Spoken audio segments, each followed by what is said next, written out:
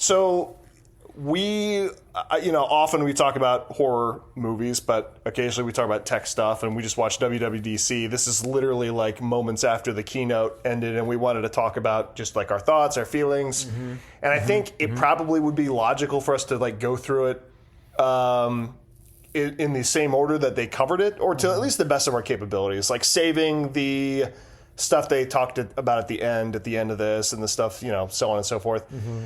I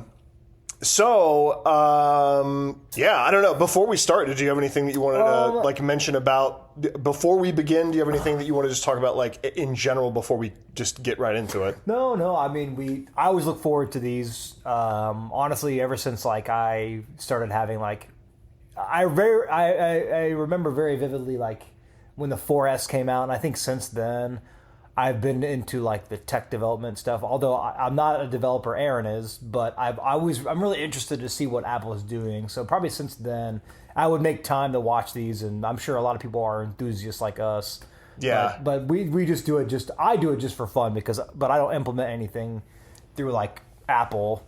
And like, I mean, throughout the years, it has become more consumer oriented, right? Yeah. Like, I mean, sure, they talk about like, oh, here are the APIs that you'll be able to use as a developer, but it is more common for them to say, here are the capabilities of our software. Right.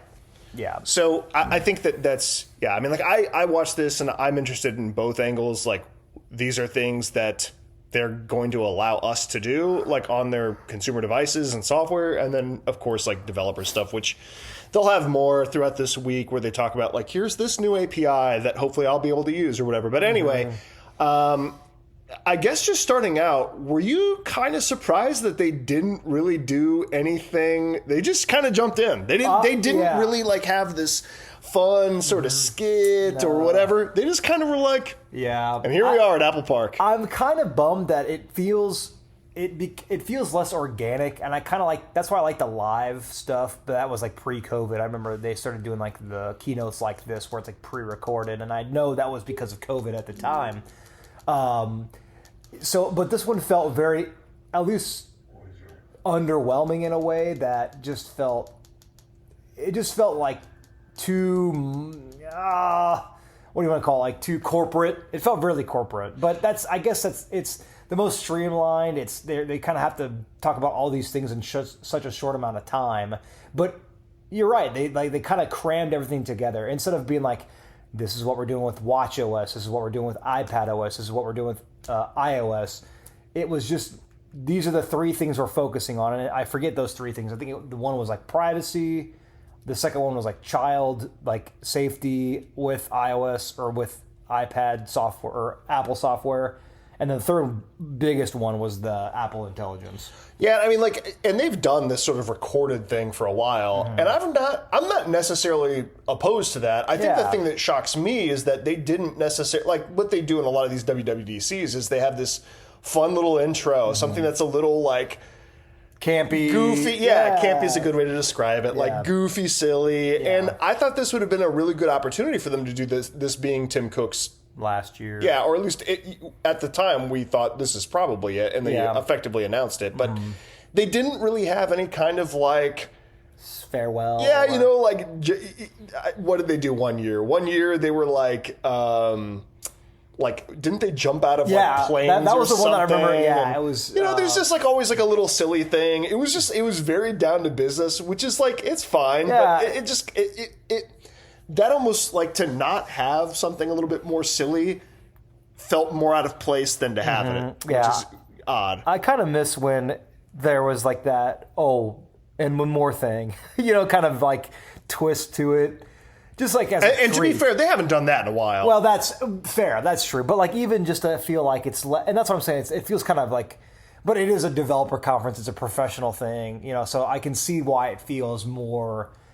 Corporate might not be the best word for it, but it feels like almost like we're employees watching a PSA about what's coming up, and without the fun factor. Yeah. And again, it's not wrong, like Aaron's saying. It feels a little different. Well, it's funny because it's like those silly kind of sketches and stuff have been part of the WWDC identity for a while. That for them to not be there, for them to be like missing, felt less Apple-y than them just going right to business. Yeah, but, that's neither here and nor there. I agree. I think it kind of feels like how, if you're an Android fan or whatever, how when Android eventually got rid of their candy names for their code names for their...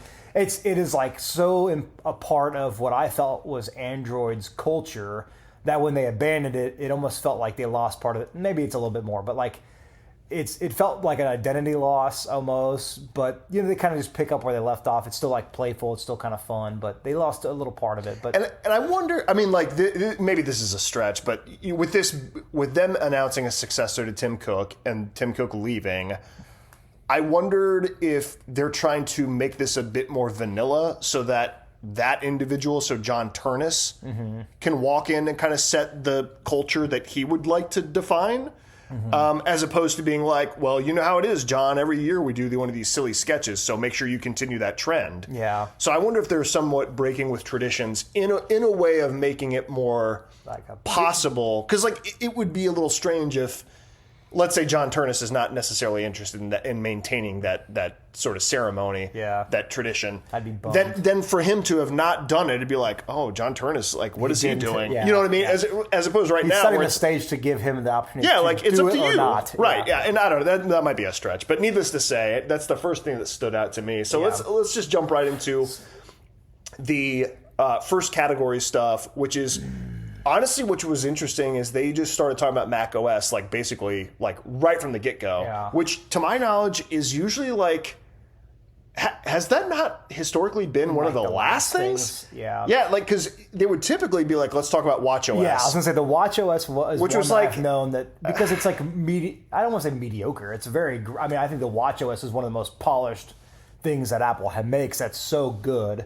But I think because of the whole, and we'll get to it later, like the whole identity was based around one thing, and that's Apple Intelligence.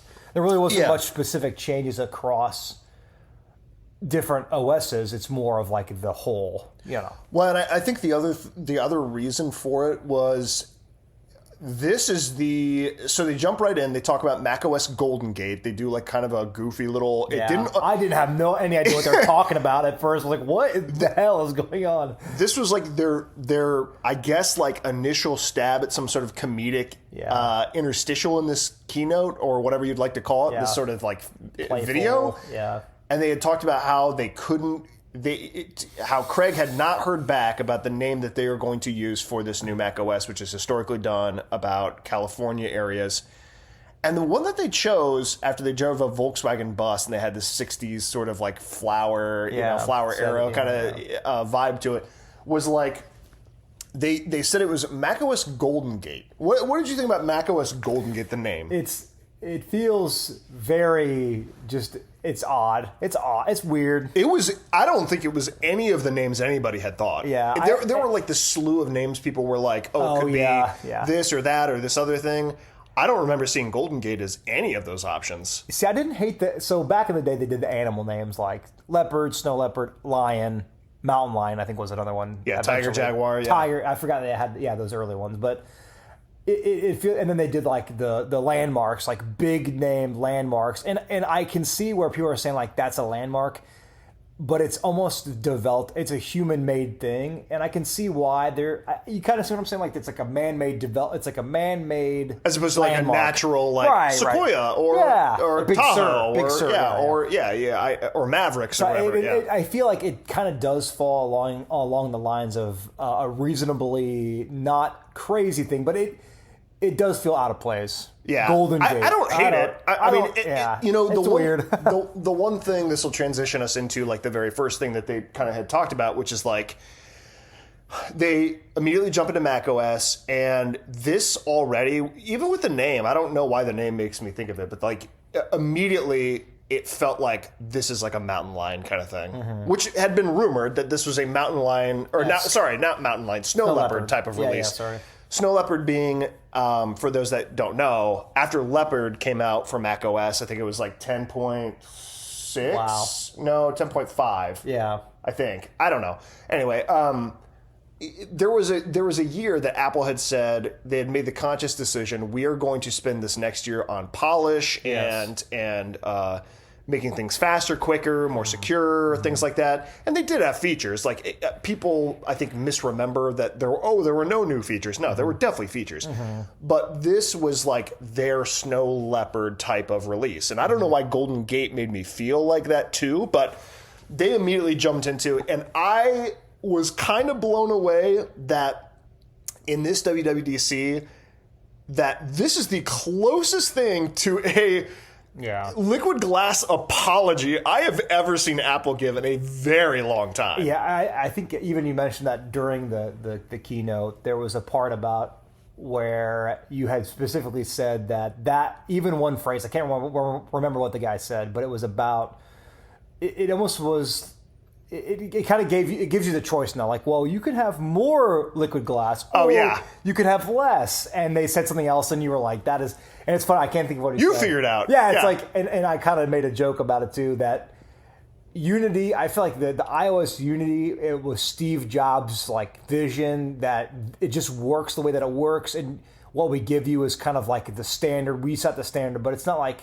now it's like, well, you set the standard. You pick what you find is optimal for you, which, again, giving people the choice is not necessarily a bad thing, at least in terms of like consumerism, because everybody wants a choice, right? But in the development space, is that something that we're giving people too much choice of? I mean, again, that's maybe a really broad way to speak, and maybe it's not nearly as deep as that, but it was surprising because Apple never does that. Yeah. Never never, apology for sure. Yeah, yeah. I mean, and they, I mean, I can't remember exactly the way that the individual phrased it, but he said something to the effect of like, as with all designs, there is growth and change, and we've heard your feedback, stuff like that. Like it was very like self-effacing almost. And the one thing, okay, so like you had mentioned already that they have now introduced, and I think they have this today, but I'm pretty sure that the amount of liquid glass that you can choose is a notched slider, as in like there is an end, there is a beginning, there is also like steps in between. This is like a full-on sort of like slider that allows any number of gradual progress between the start and the finish. Yeah. And I don't like this idea of, if you like, here's a control for you to fix and decide how much liquid glass you want. To me, that is not a sign of a very convicted designer. And that's what I'm saying. It's like, and I appreciate that perspective because I'm more of a consumer. You're the developer, and I think that I totally agree with that. Yeah, like I think that like to me, it's like a sign that you're not that convicted, sure. or that you at least recognize that this is not a broadly appealing. This Design is change. Maybe controversial is a better word, because it's like for some people it is great. It feels very futuristic. For a lot of people who are like, this is not very legible. This is like a very interesting way to approach that, as opposed to. Personally, I don't like how the accessibility area of iOS and macOS has grown into this gargantuan app that allows you to, quote unquote, fix these things. Yeah, yeah. But needless to say, that like this was an interesting way to do it. But they immediately started talking about macOS and the couple changes that they made to it. Okay. Do you remember the two changes that they had said? I know one was the big one. Well, I'll let you kind of save it because this is the Mac. I don't use Mac like a developer. I use Mac more of like a browser. Yeah. So yeah. I know one of them was very important to both of us, but more so you. Yeah. I mean, one of the big ones is they decided, and I'm not sure how much they gritted their teeth to do this, or if the people who would have left, but they added a toolbar. Yeah, there is now a bar that is behind the buttons on macOS, meaning that when you are scrolling over content, those buttons and the labels, because a lot of times these buttons have labels accompanying them, they just get so muddied. And we'll talk more about muddied and clarity here soon, but they just get lost. And then the other big one, hallelujah, thank God Almighty, is that they finally gave up on this stupid, nonsensical sidebar that was a sidebar and then another sidebar superimposed on top of that, but with padding, insetting it. And I can't even tell. I mean, I don't know how many people are even aware of some of the hacks that you'd have to do to make this work. The way that you'd have to make this work, I don't know if this is obvious to people who use Mac OS, but if you want stuff to go underneath that sidebar, the way that Apple, the way that they tell you they want you to do this is they want you to take that material, flip it horizontally, and slip it under the sidebar. So all of the hero elements that you see on a Mac OS app are actually mirrored behind the sidebar to give the impression of that content being behind it. Yeah. It is so ludicrous to me. That from a like purely developmental standpoint, even I can understand like that is the most stupid hacky way. Yeah.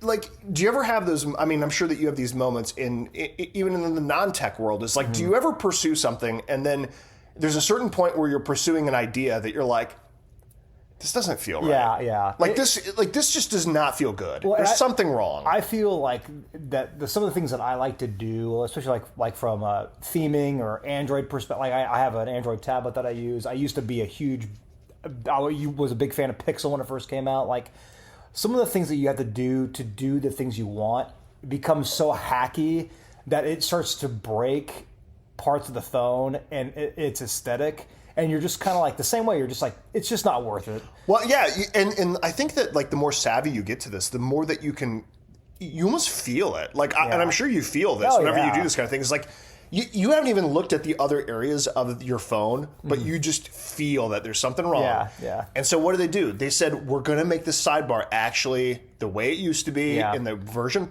before, where it is still like semi-translucent or whatever, but it is at least touching the edge. And it's like, finally, like, why was it so controversial to do that? Right. So, I think I'm sure they heard an outlandish amount of developers and beta users, maybe even from like the public space, that gave them so much grief about it. And it made the operating system worse. It made it worse to use. Like, and for what? Like, it didn't, at least in my experience, it didn't make it look better to do what they did. So what was the purpose? I think it kind of goes on with, like, again, you talk like design language. Again, I can scratch the surface of it. I don't know much about it. But in the Apple Light, where they typically stand, is this is the new way to do it.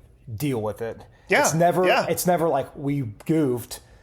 It's always vice versa. This is the way that it is, and you'll have to get used to it. Yep. Like when iOS 7 came out, like everyone, I think a lot of the skeuomorphic design that Johnny Ive did was probably one of those things. You mean whenever he was removing that? Because skeuomorphic sorry. But I know what you were talking about. Yeah. So I think a lot of people are like, this sucks. Hyper minimal. Minimal. Yeah, exactly. People were like, and Apple was like, too damn bad. This is iOS 7, 8, 9, 10. I mean, and you still see like repercussions from that. Like we still, like the app design looks very much similar to how it did then. So it's very weird to see Apple take a step back from. Well, and I think that like, and I don't think you'd disagree. I think that like at a certain point when you are shipping products, especially products that not only do you have, like Apple is shipping their own products using this UI on top of developers having to implement it. Mm-hmm. But at a certain point, you just have to say, this is what we have to ship. Yeah. We can't not ship something. Yeah. So you have to commit to something. So I get it. Like you have a timeline, you have a specific deadline that you have to hit. You got to hit it.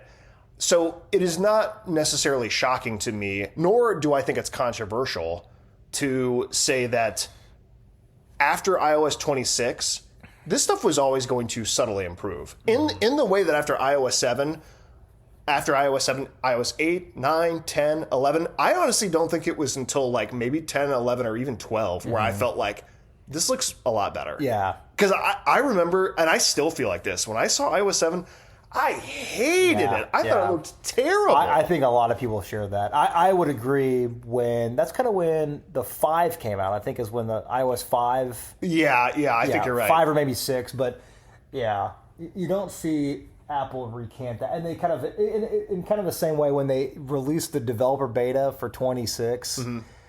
I remember feeling like, oh my god, it looks awful. Yeah, and honestly, whenever it first came out, I didn't hate it as much as I hated iOS 7. But there was absolutely precedent that, like, look, it's going to improve over time. Yeah. So I wasn't necessarily like, oh, no, this is never going to get better. Like, and to me, like, as they make these subtle changes, like, this is great. They should do this. And this is just the way that it's going to go for a while. Yeah. So it's like, it's not a huge deal. I feel like we did have an episode where we talked about maybe the new beta of 26. I think my sentiments are pretty. I think we're consistent because I'm pretty sure you said something about the sidebar looking so bad. It looked awful. I do think there's like growing pains, especially when you talk about the average consumer, and we are certainly. I don't think I would call myself an average consumer. I'm very much a tech, and Aaron is too. Developmentally wise, of course, because that's what he does, but. I feel like for the most part we can adapt to these things, but can you imagine like my parents or your grandparents trying to figure that they have zero clue what they're doing. Yeah, there are not many affordances for people. Like that's what I mean about this like liquid glass thing is that it is very much a futuristic sort of UI that was put upon everybody. And when you do that and the way that you circumvent people who don't necessarily like that aesthetic, I don't think the right answer is like to throw a bar at them and say, well, you decide how much liquid glass you want. Like that to me, I think the right answer for stuff like this is like, how do we hit the fat end of the bell curve? How do we make this look as nice as possible for as many people as possible? Yeah. And it doesn't mean that like, oh, well, it has to be as easy to use for a 95-year-old as much as it does for a 13-year-old. Like, I think that there's obviously, like, you're trying to maximize that. But anyway, we went on long enough about this. But the one thing that I thought was funny is, like, I've got the screen paused. We're looking through the keynote right now. But did you think it was funny that they pointed this out? And I'll let you... the corner radius? The corner radius of the macOS Windows. Everybody... Again, the fact that I'm not a developer, but like I remember like if you go to any of the beta or even like the subreddits, people were complaining so badly about the corner radius. And this did not bother me that much. Yeah, but I will say even because when they compare the two images that we're seeing on the screen, it's a white versus like a dark one. And you can kind of see the difference, but it's hard to really make out I guess maybe they should have pointed it out better. But honestly, I think where people notice it the most is when they were superimposed on top of each other. Yeah, because that's when you could see that they were flared out. And I think that like this might be presumptuous. I think most people didn't necessarily care that they were all that different because there weren't very many circumstances in which you would see that. I think a lot of it was like a sign that Apple was not as thoughtful. Does that make sense? Yeah. Almost a sign that they were not as concerned with the details. Well, and the thing, I think you used the word convicted, and that to me screams, Apple feels like, and like I said before with iOS 7 coming out, it was like a conviction, like this is the new design set we're moving forward with for a while. You just better get used to it. Yeah. And they were kind of the same thing. It was like a little bit wishy-washy. It was like, it's maybe not as good as we thought. Yeah. But all in all, I am glad that they're saying, yes, we are making changes. And they're not afraid to do that. Yeah. They shouldn't be because, like, this is... I think when everybody saw that iOS 26 was released, this isn't the last time they're going to change that. They're going to keep on making it better and better. And I think that in the way that 27, at least from what I've seen so far... looks better to me than 26. I think 28 will continue to look better. It will continue to get better. Yeah. But anyway, the next thing they talked about were the app icons and how they... I don't know, like, what were your thoughts when they were talking about the app icons? I will say I like the way they look. I think again, design is a different thing. And they talk about, like, integrating with, like, liquid glass. And they always talk about layers. Like, when Johnny Ive talked about layers and was like, whoa, but... it's still a flat image with just like caked on features that look like... I think they look pretty good. I think if you're talking about just embracing a liquid glass aesthetic, it looks good. And they talk about we're watching right now, when they shift from like the color palette to like the glass palette, like how you used to imagine back in 2005 when they're talking about the new iPhone, it would be made of glass. That's how it looked. And it looks good. I mean, if you're into that clear glass for all your icons, I think it looks good. Like, if that's your thing, or like, I know like if you want to hue it, like some people take the glass, make it clear, but then hue it to like a green or a yellow to match your background or whatever. I'm not into that at all. But I think they implement it in a very good way. I think that the thematic device thing for Apple is something they've not done before. They've usually never given the users the choice. I think whereas Google and like Android does that. Yeah. And it almost made, I was on a joke when we were talking about corner radius. Like one day they might give you the chance to like have a slider. You want square borders? Yeah. Like, and it's funny because on Apple or Android, they do that. They say like, totally, yeah. They're like, yeah. Do you want a heart icon border or do you want a square? Do you want a squircle is what they call it, you know? Yeah. Mm-hmm. It's like, I'm a big fan of, and this is maybe a little bit too personal for like being objective here, but I like icons that like are very expressive. And I think the one thing that I would like to see Apple do is avoid having a square as your icon. I like icons that are just based around the shape of what it is. Like on an Android device, like my mail icon is just the Gmail logo. Not around a box, not around like a base. Yeah, I know what you Or mean. like a phone, the phone. The phone is a phone, like a phone that's got the phone shape, right? But it's transparent through the box, like through the base. So it's like it's a not phone. boxed into a squircle contained. Yeah, I can see where you're talking about uniformity, and again, if they're talking about uniformity, I think again Apple does the icons very well. I would like to see a bit of change, but again, if you want change, just go to an Android. you know? I mean, so my feelings on these app icon changes is that I wish that they had relaxed sort of this boxed in, because we lost a lot of good icons, if I could be honest. Like Automator, like the Automator robot icon. Yeah. Now that all these icons must be placed into this squircle, I think was a mistake. It is not only made them look more boring, they're harder to distinguish, and it's also hurt like the creativity of a lot of good app icon developers. Totally agree, yeah. I think that this squircle enforcement is ridiculous. Hopefully they'll relax that. The thing that I think is going to be a lot better is I think that the change that they're making in iOS 27 of these icons is going to be, it's one of those details that you don't necessarily, I don't think that the layperson could really point out very easily, but it is something that when you look at it, it will feel nicer and you just won't necessarily know how to explain it. Yeah. Because like the problem with a lot of these icons, and they did a good job showing this with the Maps icon, is that some of these icons look so fuzzy because they don't look very crisp. But see this new one that they're showing here, which we're watching, but of course you can see this if you're looking at the keynote. Everything looks so much more crisp. Yeah. I don't know if they're adding like when you talk about like thick glass, when you see glass when it has like that sharp drop off edge, what I'm thinking of like a plate or so. I mean, it's like very identifiable where the edges are. You're right. And it almost adds, it's not like, I don't think they did add like a black border, but like it's because, and that's what I'm saying, like the depth effect is so well done that you can feel the edges by looking at just an app. Yeah, like those shapes inside of that app icon specifically don't look fuzzed out. Yeah. They don't look like blurry sort of messes. And it like, when you, sometimes that works to the app's advantage, because I think for the Photos app, that sort of rainbow flower type of thing, I think can benefit from that kind of fuzz because that gradient kind of looks more seamless. But for the Maps icon, it just, a lot of those shapes just kind of got lost. Yeah, and I think there's a big difference between, and I use a lot of Google products, and I'm sure we'll kind of hit this with other like platform stuff when you talk about like differences between Apple and Google. Because every icon maker is so different, you're going to have a lot of apps. There's not like a design language that's being forced upon every designer. I mean, in some ways, yes. And then you kind of have to bleed these things together. Like, any game app icon, I can imagine, always looks very vibrant, loud. It doesn't follow any scheme at all. It's like just, this is a picture, we cropped it, we stuck it on like a glass-esque plate that fits this icon design. That's all you get.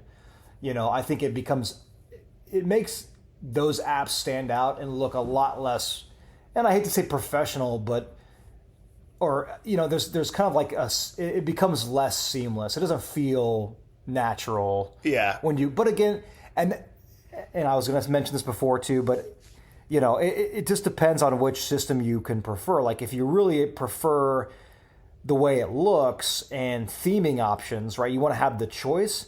I mean, you're just going to pick an Android. do I think that Apple will ever add some type of thematic pack where you can like choose an icon?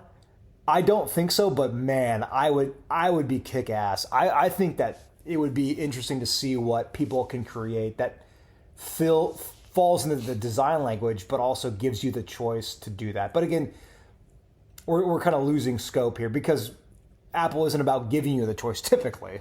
Yeah, I mean, I think that these, to me, and this will transition into this next section of what they talk about. Mm-hmm.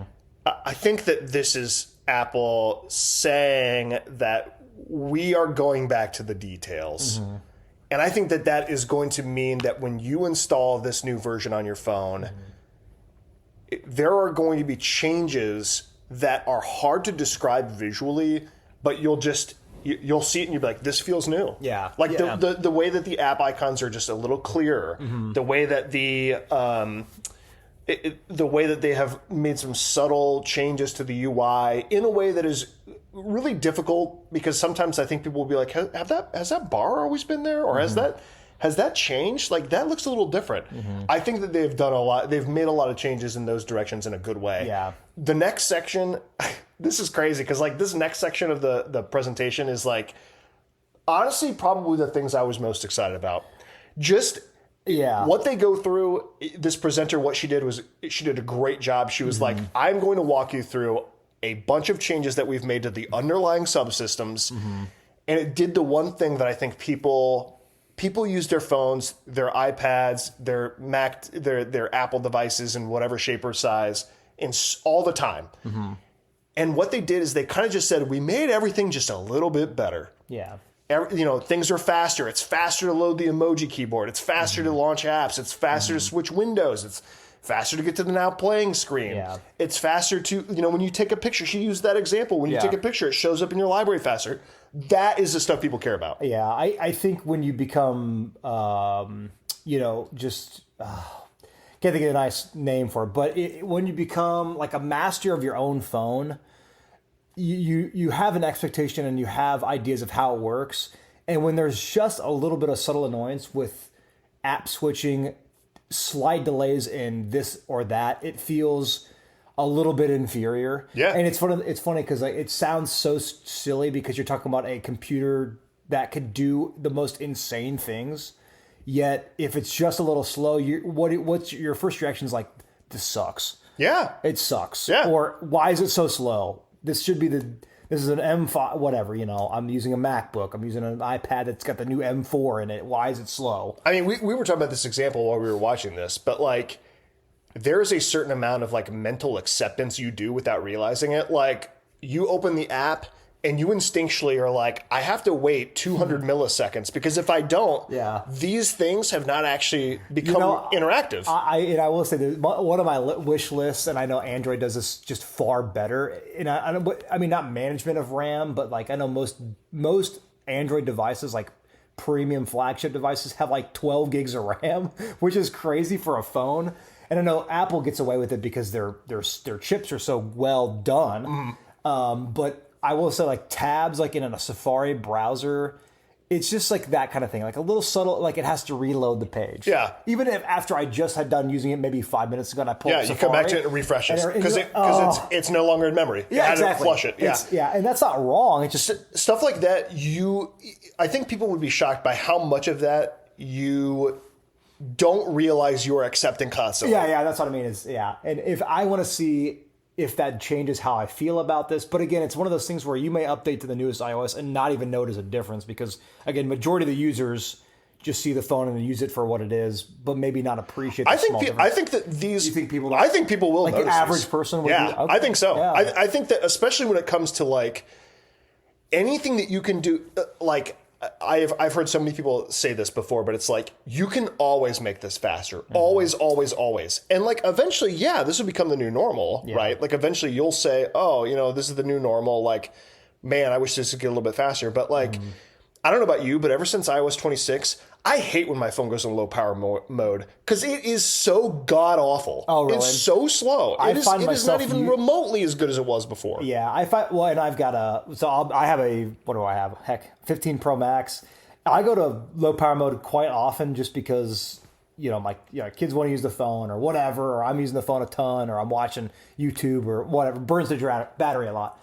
But yeah, I don't notice that big of a difference. You can, to me, you can feel how underclocked the CPU gets. Well, especially with because I know they use the 120 hertz Pro Motion you can Touch. feel that. Yes, is a noticeable constantly. change. Yeah. Like just stuff like that where I think that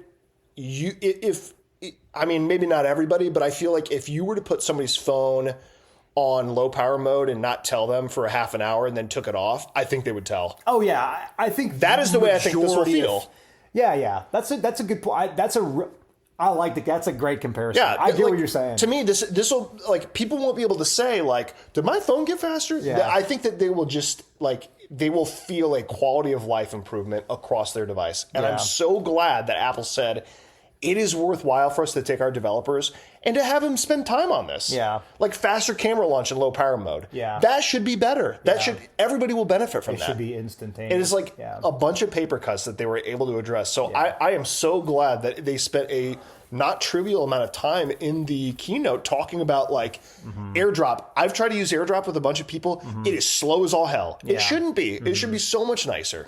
Or network file browsing or whatever. All this stuff are things that have progressively felt like they've gotten worse. And I'm so thankful they've made it better over, this particular keynote. I'm curious to see how the change from a super optimized system, and you could say optimized is, depends on who you ask.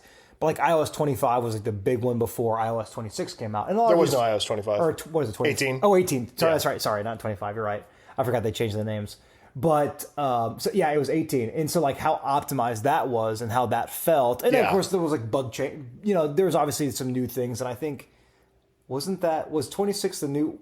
Which one was going to... Apple and AI going to come out? It was 26. Was it? Okay.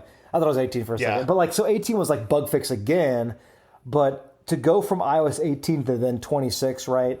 probably felt so miserably slow, right, that they have to have this system update, which is the refresh to the 26. So I wonder how the iOS 27 compares to the fastness of 18. I wonder if it's very similar because things got slower because they had to do all these changes. You know what I'm saying? Yeah. Oh no, totally. Yeah. iOS 18, you could kind of think of it as this was the peak of that sequence of iOS updates. And then once we got to 26, it was in order for us to achieve this of course beautiful liquid glass interface, things will slow down a bit. And so 27 and up is going to be how do we recap that ground we lost, which I think is totally great. Yeah. They talked about how do we make it so that the paper cuts of you go to a cafe and you use their Wi-Fi, but if you walk past it, then you sometimes temporarily jump onto it.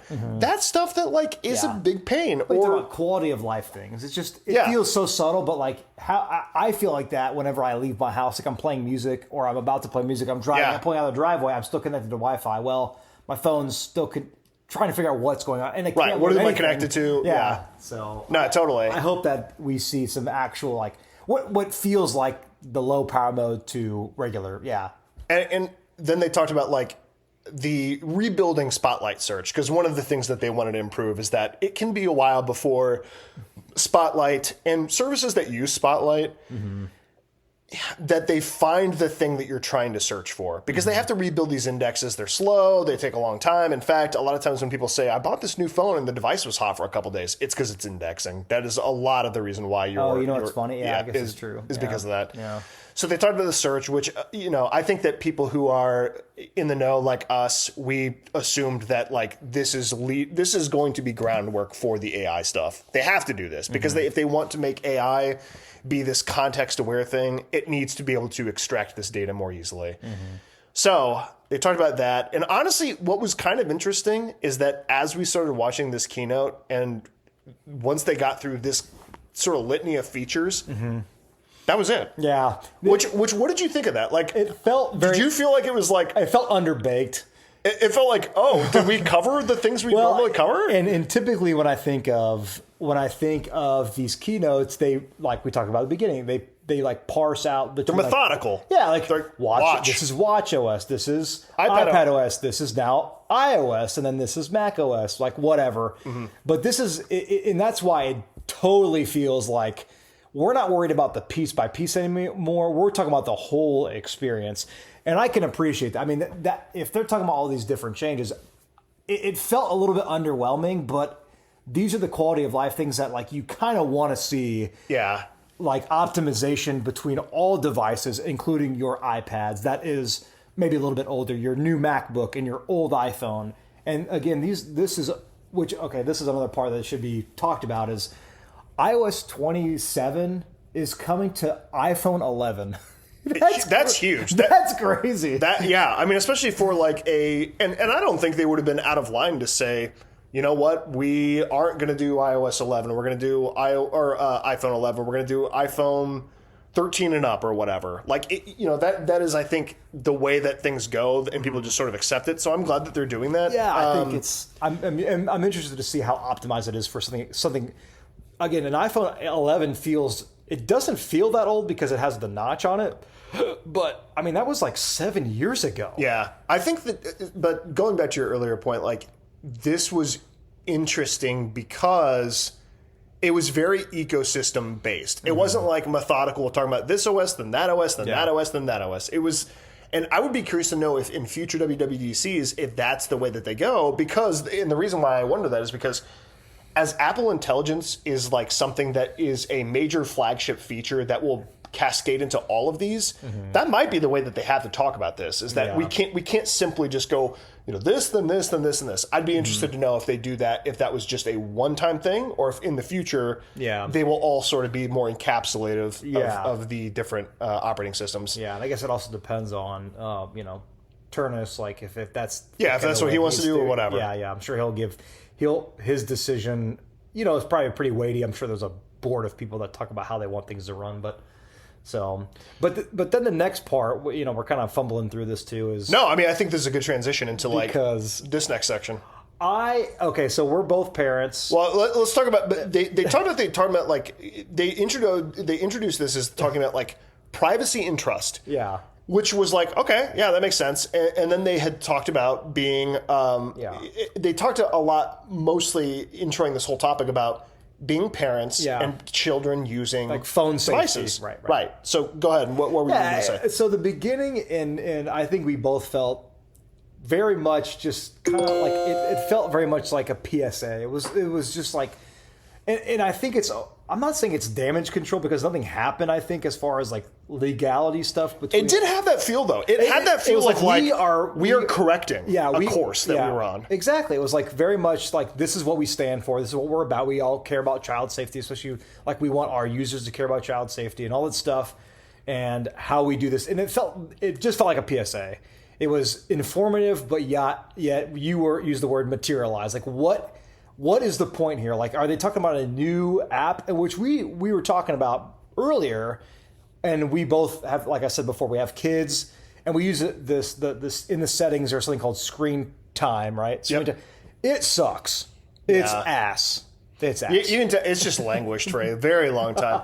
But I think the thing that threw, I think a lot of people, that if they were going to comment on this, they would say that like.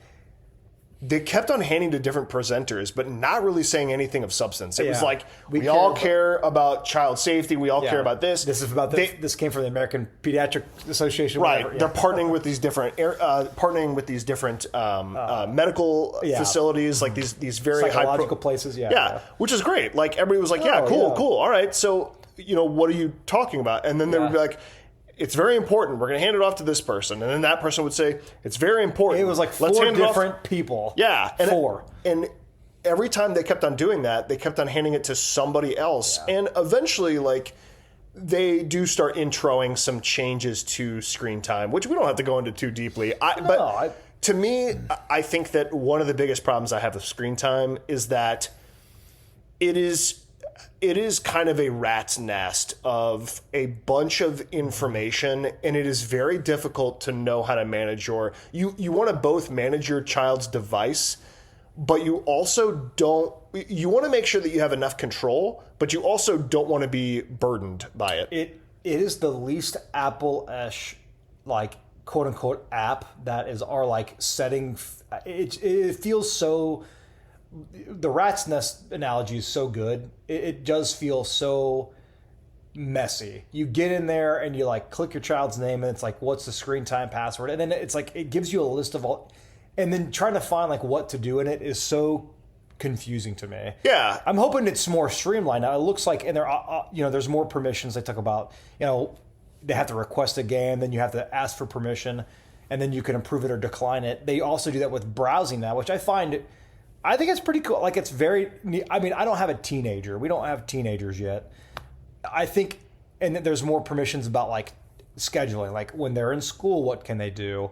And things like that. To me, that's not nearly as relevant right now. I think it will continue to improve when my kids have like their own cell phone. Yeah. But generally speaking, any updates to this like setting system or setting features is a great thing for me. I think great thing for parents. Yeah. It seems like a lot of what they're mostly doing here is that they're not necessarily saying we've added a significant number of features, which they did talk about some of the APIs, but I think mostly what they did is they said, we have a lot of features and now we are going to recategorize them and put them into a more manageable way of you controlling that, which is great. That's totally fine with that. Yeah, and that's really, for as much as they said about it, that's as much as we got from it. And it's like great. Anything that you do to make this better is perfect. Yeah, and that's why it's like one of those things where you just trust the experts. I mean, they have these committees that I mean, there's legal systems that have to abide by like state laws, federal laws with like safeties and device uses. Like in France, I know you have to be like 16. So it's like they have to kind of account for all those different places that do and don't allow certain things on their media for kids, under certain ages. Well, it's mostly like, here's a recommendation based off of like some scientific, and you don't have to use them. It's just a recommendation, but it is funny because like they start showing you these app icons about like, hey, these are all the kind of apps that your kids are using. They're using, like games. They're using YouTube Kids or whatever, and. Do you see any app icons in this lineup where you're like, Resident Evil 3, huh? Yeah. My kids totally play, or Village, Yeah. I love playing Backrooms with Katie. with my 8 and 10-year-old. So anyway, this is like great. Any improvements you make, cool. Like I'm all here. I'm here for them. I think it's kind of like at the end of the day, it's certainly stands out as like this is something that we very much value, and it does certainly tie into their idea of that privacy is like the number one thing. Yeah, it is them doubling down and saying that this is important to us, and because it takes time in the keynote. But I guess if you want to play devil's advocate, it almost feels like, oh my God, I got to do something else like to set it up for my kid. Like I got to put their schedule and their you're trying to control what they watch or use during a school period. It's like it's something else I have to figure out. My guess is they will create those for you. And set up those. But I feel you. Like it's in an app that you're so desperately asking for less. Yeah. Like to get more out of less. You're getting asked to do more, which I get, so I feel you. And not necessarily in a bad way, but a really big devil's advocate thing is like, of course, content moderation is a huge thing, especially, really the fact that this is only being birthed recently feels crazy because the internet's been around for so long, and like the amount of information you can get from the web is absolutely ridiculous. Yeah. So it almost feels like I don't want to say a little too late, but also it's like you gotta. I think I feel bad for, and I'm not saying I feel bad for poor victim parents, but like there's just a lot of things for parents to think about for the kids to have to run into anymore. Yeah, like how much more can you think about? Yeah, I think that is I think the angle Apple is coming out here is they're trying to be like, look, the people who are using this app are well-intentioned parents that are overwhelmed and don't know exactly what they don't know. Right. They don't like, take a game, for instance. You buy a game and it has ads. Yeah. Do you know what kind of ads kids get on games? I'm not even kidding. They get ads for crypto sites. Yeah. And that's what I mean is how many of these developers that have apps in the App Store really are going to or are forced to implement these kind of privacy things or safety features for kids my guess is like, how can we circumvent or how can this ad? I mean, exactly. Like how does an ad like that get to a device with, there's a crypto site for like a 10-year-old. Yeah. Like, I mean, that's the thing is like, and that's exactly what I was going to mention is that they added all these new APIs, which is great. The people who need to implement them won't. will demonstrably not implement them. Yeah, like it just, they are not motivated to do that. Yeah. Now they should be. I think the people who are like good stewards of this kind of stuff are going to do it, but they're not the developers and the apps that need to implement it. Right. Like the ones that need to do it are the ones that are like, can I buy this game that has, like it looks fun and you can do a thing, but then it has an ad every time they complete a level. See, and there's no shameless plugs here, but like that's why I buy Apple Arcade. Yeah, totally. To me, it is like one of those invaluable things that I know. These apps are well designed and they have no ads. Yeah. And they're structured around the kids' ages. It's not like they're playing. I mean, many games on there probably have like M ratings, but of course it's tailored for my kids. But I know that at least from a development standpoint, that they're done correctly using these newer technologies to prevent that kind of stuff from popping up in an ad if there was one, which there aren't anyways. But, So that was like the big I mean, that's the big other part, which kind of felt a little bit out of place. Yeah. Because a lot of people I mean, we both know, I think everybody knew who was watching WWDC cared about the next section, which was...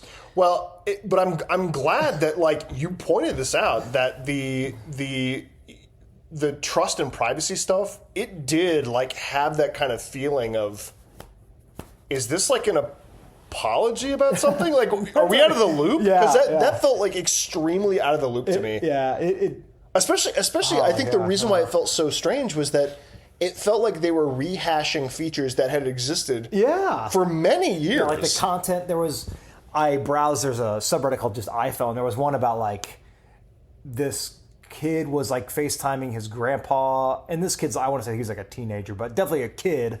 And apparently the grandpa had his shirt off or something, and then like Apple flagged it as like, are you sure you want to like? We like we booted you out. We booted you out. We detected something. You need to have a parent. And it's like, I mean that was a feature. That's a feature on. I don't know if 18 had it, but I know. Yeah, it did. It did. Yeah. So it's like I think it does. It feels like it's being rehashed, and you're kind of like, why? I think it's almost like, I think it's a really good tandem with Apple Intelligence. Yeah, I mean, because people have some doubts about like, is it really that private? Is it going to a cloud? Is it blah blah blah? Yeah, it was very, very interesting that it took like a non-trivial amount of this keynote and had like doubled down on like, this is important to us and we are going to tell you about things that have existed for a while. And it's like, great, I'm glad they exist, but I think it was confusing because it was like, are you telling me that they're different, or are you telling me that there are new ones or they're changing? But anyway, then right now, as I have the video paused, the keynote paused, we are 28 minutes in, and we have ostensibly cruised through what we, at least at this point, thought was all of the OS updates, all of the trust and privacy stuff, and the rest was all Apple Intelligence the whole way through. Which the A in AI, I don't know if you know this. What is it?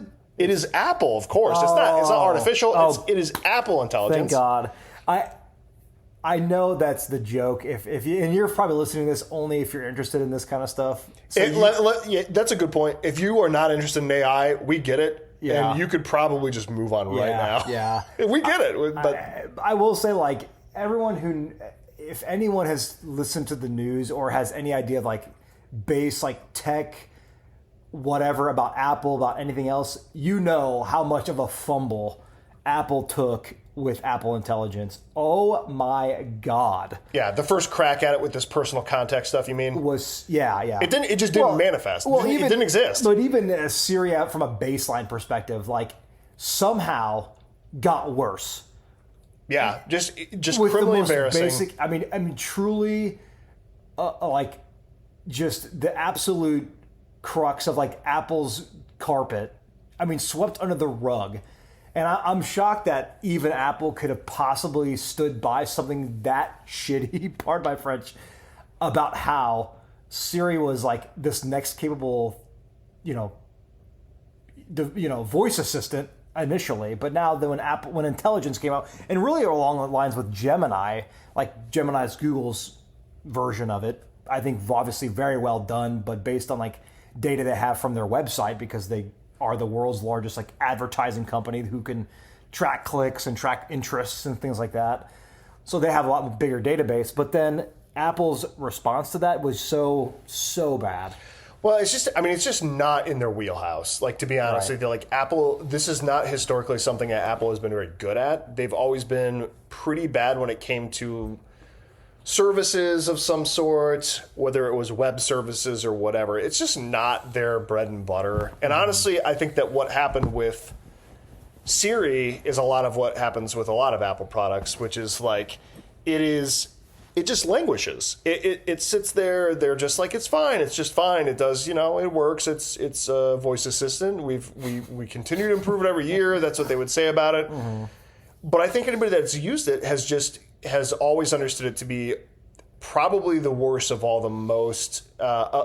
of the available voice assistants out there. And whether it's Alexa, whether it's Gemini, whether it's even like, when OK Google, like Google Home stuff is out there. Oh, yeah. Siri had just always been the one in dead last. Mm-hmm. And so it was interesting that whenever they got to this point in the keynote and Craig is talking about it, he is bringing up almost everything from the original. And it was like, without him saying it, he was saying, this time we got it. This is our second crack of the exact features that we talked about last time. There's the elephants in the room. And I will say, before we even keep going, it is actually inexcusable for a $1 trillion company to even remotely say that, to guarantee these promises like that, like, it's coming in the next update. It's coming in the next update. It's coming in the next update. It's going to be in 26.4. It's going to be in 26.5.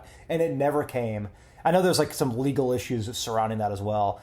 I would have almost, and I know this is just very Apple, it's like you just never can apologize. We talked about earlier. Mm-hmm. Yeah. It's like it would have been so much, maybe from like a consumer perspective, sure, like there's obviously some marketing idea behind apologizing like that or admitting fault. It's a legal problem.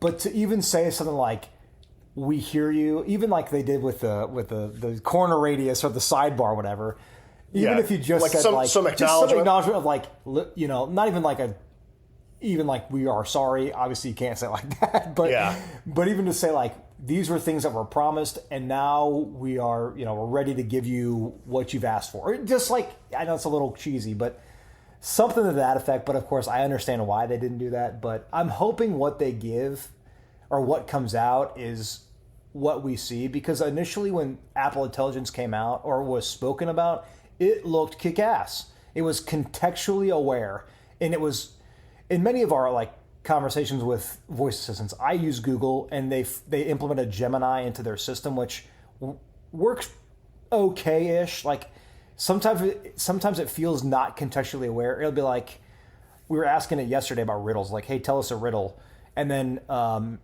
one of my daughters got the riddle right. It was like it was a map. The answer was a map, and then it said, what do you think this is? And then the voice response comes up, and then my daughter said, a map. And then what does Google say?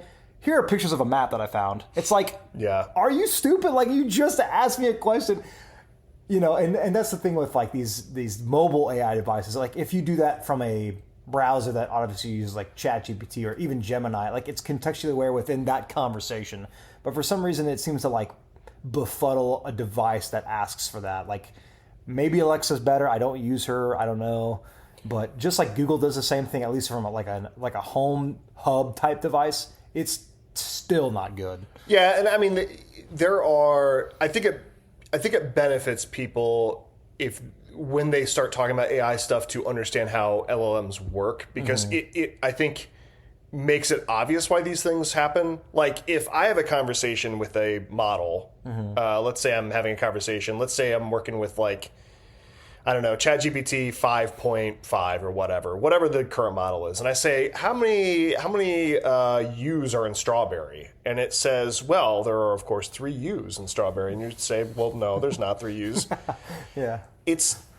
whenever you've had that conversation, it does not teach every other system that there are no U's in Strawberry. That's not how LLMs work. That's not how AI models work. Yeah. What instead is happening is that it is creating a personal context, and that happens in a lot of different ways. They get pretty clever. Like you can a memory is stored either at your account level or in this chat level, and it continues that in this discussion. And so that is kind of why Apple, I think, had so many issues with trying to implement this for the last release. Because when they have said historically, oh, this isn't ready, but it'll be ready in the fall or whatever, that has been largely doable for Apple because they'll just throw engineers at it and they'll say, keep working at it, keep working at it, keep working at it. And this is something I had heard from another podcast, but it totally makes sense, is that you can't really do that with AI. You can't really say, well, it's getting this wrong, so we're just going to throw more engineers at the problem. And they'll hash it out. It's like, that's not how they work. The only way that you can get it to work is try a different model. Try changing the model. Like you can't say, oh, well, the bug that we're facing right now is that this LLM says that there are 3 U's in the word strawberry. So I want you to go out there and I want you to make sure that you correct that. How do you correct it? You have to make a whole new model. Yeah. Or you have to change the model, or you have to substitute it, or you have to have many models. Like that, you can't will your way through that problem. Yeah. That is not how LLMs work. And so I think that is why Apple was so confident that, like, well, of course, this is like every feature, right? We always say that, it's not ready, but we'll get it ready. We'll keep throwing engineer resources at it. That's not how they work. You cannot solve those problems that way. So I think that this is why eventually, I think once they got to 26.2, I think people were like, it's not coming. and I think that as they demoed what is in this version of it, I think that you can tell that they approach this more thoughtfully. Yeah, it does seem to kind of fall into kind of how I see ChatGPT structured, how I see Gemini structured.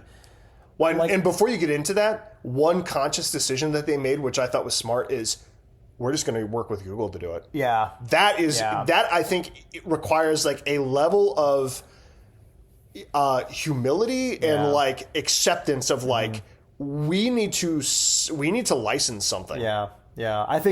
I do think that's like from like, especially since, and you think of like Apple and Google had history with like, I forget what iPhone that was, but they were like, we're going to use Yahoo as like the base search engine. And they like had this falling out. It almost felt like you, the consumer, still kind of got screwed because most people would just go to Google. Anyway. Who uses Yahoo to search anything? Right. Nobody, or very limited people. I shouldn't say nobody, but yeah, I think honestly, the fact that Apple admittedly did that, you could just feel like they must have felt really goofy to like have to be like, well, and I think that Google. And I think that there is a lot of precedence to that because like they don't use Apple service for iCloud. Yeah. And if they do, maybe it's 10% of them. Like they use Azure, they use AWS, they use Google Cloud or whatever. Like I don't know that they use all of them, but they use some of them. Oh yeah. I think that there is absolutely precedent for them to say, look, like Samsung manufactures our screens, like, but we're competitors on the phones themselves. But point. That is just how business works. Like, I think that like, yes, there is a little bit of like self-effacing and like egg on your face to say, hey, we want to use your models. But that's just a good partnership. That's like them saying, look, you make a good model. Point. We are not going to catch up to that. Yeah. Certainly not by iOS 27. Well, and the same thing, it's like, I mean, and you think of like Google in the silicon face, like Apple Silicon is insane. Yeah. Like bar none, probably the best mobile chip you can possibly buy. We talk about like things like Snapdragon, and also there was MediaTek is another one, and then Google's trying to do their Tensor stuff, which I think it falls quite short of Apple's ability, but again, I agree. It's something about a partnership, but also bolstering up your own, devices and, your own product that can have like a good relationship between, just to help us out, like to utilize things like, again, AI models is like a big one. That is beneficial to everybody involved. Oh, yeah. Because it means that Google has more customers. Yeah. It means Apple has a better model. That is a win-win for both of these parties. I agree. I'm glad that it finally took Apple this time, but I think the damage is done. I think a lot of people will never forget. It kind of reminds me of, like, maybe in a worse light, but the butterfly keyboard. Yeah. Like that, it kind of feels the same way. It was like they kind of doubled down on, like, this is the best keyboard. We're going to put in all the Macs. And it turned out to be a big, giant mistake. And eventually, if you get these right, the population will slowly forget about these things. Because, like, people use Apple Maps all the time. Do you remember the first Apple Maps? Oh, man. It was pretty bad. Well, I'm with... listen, I still don't use Apple Maps. I mean, some people will never change, but the number of people that will trust it as a navigation system will grow. Like, in the same way that, like, yeah, you know what? They bungled that first release of Apple Intelligence. Now, if they bungle this next one, that changes things. But what I thought was kind of interesting about this is that when Craig is talking about it, they are still doubling down on this being a very contextual sort of software experience. Like, yes, a chatbot exists, but he also points out specifically that there are a lot of AI companies, and I don't remember exactly what he said, that are just using AI for AI's sake. And Apple is really being convicted that, like, we think that this is best used when you're in the context of the app that makes the most sense, which I think that we'll get to. But I don't know. Like, I think that it's a good way to drive the narrative. Yeah, I think the part that I mean, again, I don't know these systems well enough. Like, I've tried running local LLMs and stuff that are very much at your mercy because there are so many different models, like you were talking about, that it can't fetch things like the weather because it has zero clue. If it's built into your network, it doesn't know anything outside the home walls that you've made. Yeah. So it can't. It's not going to the web to get information for you. So I'm surprised when Apple can say something like it's done entirely on board, or even if they say it's like, they call it private cloud computing, which makes sense to me, but also does it in a privacy sense because those servers exist somewhere. So the Siri that you utilize that does this new contextual awareness indexes on your phone, but also doesn't it have to use some type of server power to run it? It can't run it all on this one chip. So, like, if that's the case, I'm not saying it completely yes and completely no. It's like there may be some give on either side of that.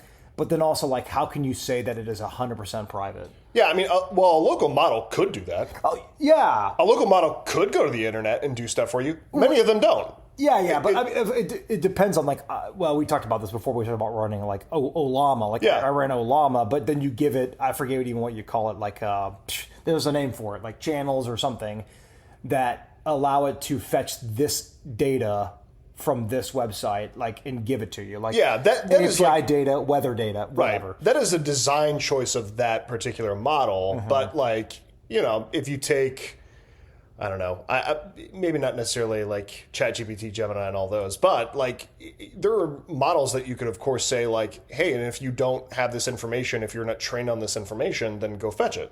Like, that, I don't think Apple at any point is saying that this local model doesn't reach out beyond its walled garden. I think that they are saying that most of the models that you are running, if you say, I'm trying to think of an example. If you say, summarize this email on my machine, it is going to, if at all possible, do that on your device. It doesn't necessarily need to grab that text, send it to a server, and then get that information back, which is a lot how other models work. And I guess wouldn't that cause wouldn't that, like, just cause so much increased CPU usage? It could. I guess it depends on how.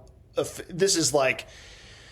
Yeah, we're going a little bit beyond this. Well, no, but not even. Like, I think this is a good question. Like, I think it really depends on, like, this is how the models kind of compete. Yeah. Like, how well do they perform? How well do the native Apple how does Apple Silicon handle these jobs?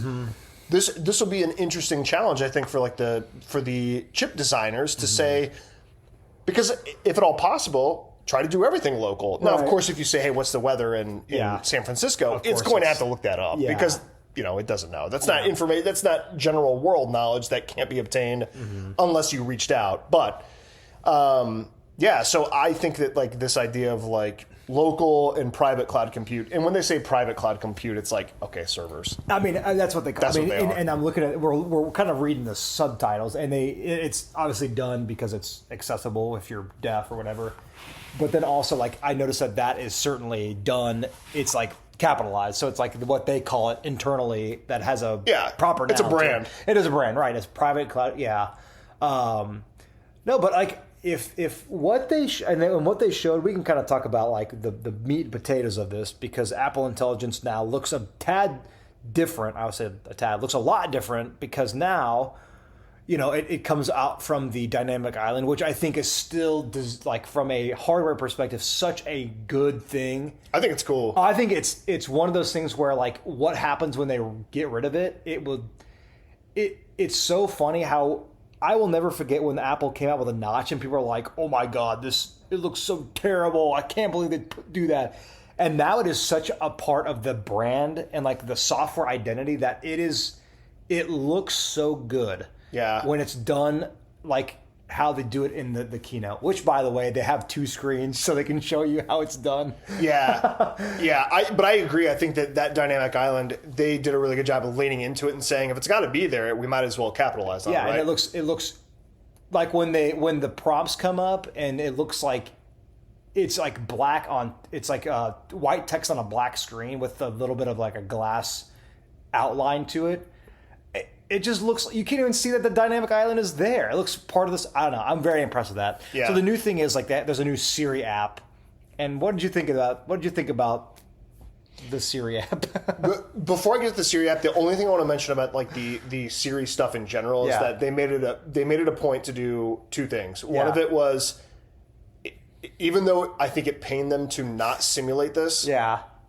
I thought it was really smart for them to not simulate it, because they could have easily just said, let's skip the part where we're waiting for Siri to respond. But I think what they would have risked is people not believing that this is an actual material thing. Yeah. But instead what they're doing is they went through great lengths of just saying like, I know we're waiting and we wish it was faster too, but this is like an honest to God implementation. Yeah. I thought that was very smart of them. Yeah.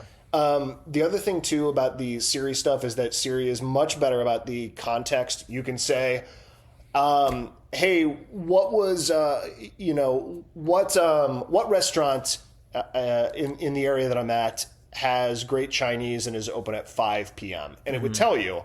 You could have a couple other conversations and say, oh, that restaurant we were talking about, can you call them? And it would know what you meant. That is not how Siri works today. Yeah. Siri is very much, if you don't specifically use the right nouns in the right order, in the right sequence, does not understand. Yeah. So continuing that context is huge. That would be so useful for people. And it's more natural, obviously, when you can talk to something, and then whether you have like a follow-up, it has like what you call it, like a memory. And that's what ChatGPT, like it has like this key thing that it thinks now, like, oh, don't forget this information. Yeah. As a recall. Right. But like when a conversation can continue with whether you want to call it a chatbot, an AI, Apple Intelligence, whatever, it is so important to how humans normally think. Yeah. We don't think in It's blocks. messy. Yeah. So messy. Yeah. Like we don't think in blocks. Like, what's the weather today? Oh, also, what's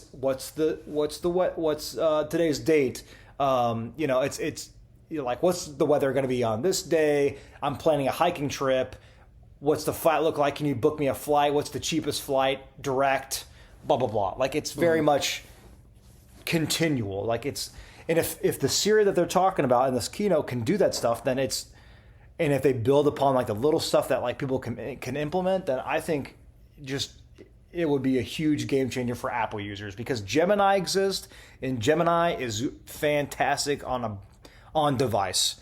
I use it all the time when I used it when I have a tablet that can utilize it, and I use something like Siri has shortcuts. I use Tasker, so when certain things happen, it'll prompt it, and then I can say, hey, can you do this for me? And then also don't forget, tell me today's weather, but then play my playlist on YouTube Music. Yeah. And it's like, yeah, today's weather, and also we're going to shuffle your YouTube playlist, and here's so-and-so playing this song. Yeah. I mean, if you want to see how bad Siri is today, Man. If you, I mean, I'm always reminded of it when I try to watch my daughter use our HomePod. It is like, I mean, you real like, and you can kind of see people develop this sort of language syntax as they use it more and more. Mm-hmm. But you're right. Like, if you don't use the exact right tokens in the exact predictable order and with very little variance, it just doesn't know what to do. Mm-hmm. People are so much better at being messy and saying like, hey, hey, I'm looking at, I'm looking at this thing, but actually, you know what, now that I think about it, this, their structure is so loose, and that is so much more natural because people haven't manifested the sentence they want to say before they've initiated this like conversational, voice assistant. Like, we're not robots talking to a robot. Yeah, right. Like, we're fleshy, confused creatures. But by the time that you've invoked this command word or this sequence of like keyboard shortcuts to like start talking to Siri, a lot of times the ideas in your head, but not structure, not a sentence. No. So that's huge. I think that the biggest part of this, and this is probably where we'll get more like loosey-goosey, we've been a little bit methodical here, but like I think that their demos of this stuff is exactly the direction that I think that Apple in particular needs to go with AI in their products. And that is, how do I, as a company or as an organization or as an application, take what you're looking at, what you're doing, and allow you to messily work with it and do stuff with it. Like you could say, one of the demos that somebody had provided is, hey, show me some of the pictures we took at such and such trip. Mm-hmm.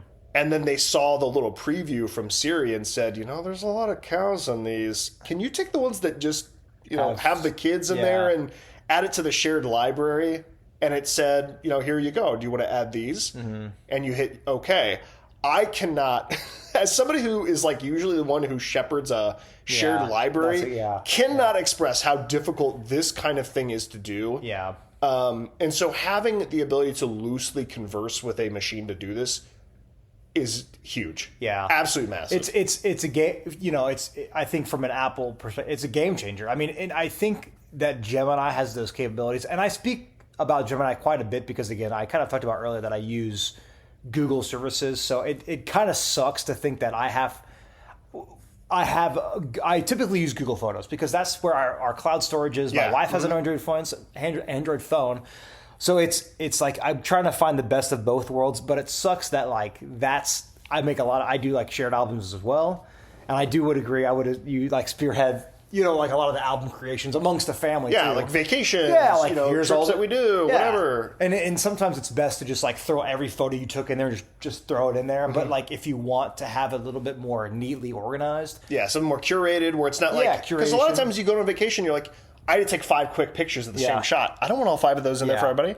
Yeah. And I guarantee you, like, this AI will find that one best photo of similar looking photos and put one of those into the shared album. Yeah, I would love to see, and then again, it's just like, proof's in the pudding, So, like, if you're going to do what you're going to do, like, let's see that this actually works the way it's supposed to. I mean, I think that is why they explicitly demoed it the way they did. Because split screen. Yeah, because this is them saying this is how it is being used, right? Like this is basically them saying that like you are getting that right now, because otherwise everything is like a simulated like controlled environment. But they talked kind of messy. It was a little polished because it's a keynote, but in general, like it was pretty pieced together. Of course, like this, we also need to see, does it do the thing that I want it to do in the scenario I'm in right now? Yeah. I will say, like, I mean, some people probably do emails and texting through writing prompts and stuff like that. I do know that Apple does utilize those abilities to, like, proofread, to change the tone of the text messages, to write an email for you.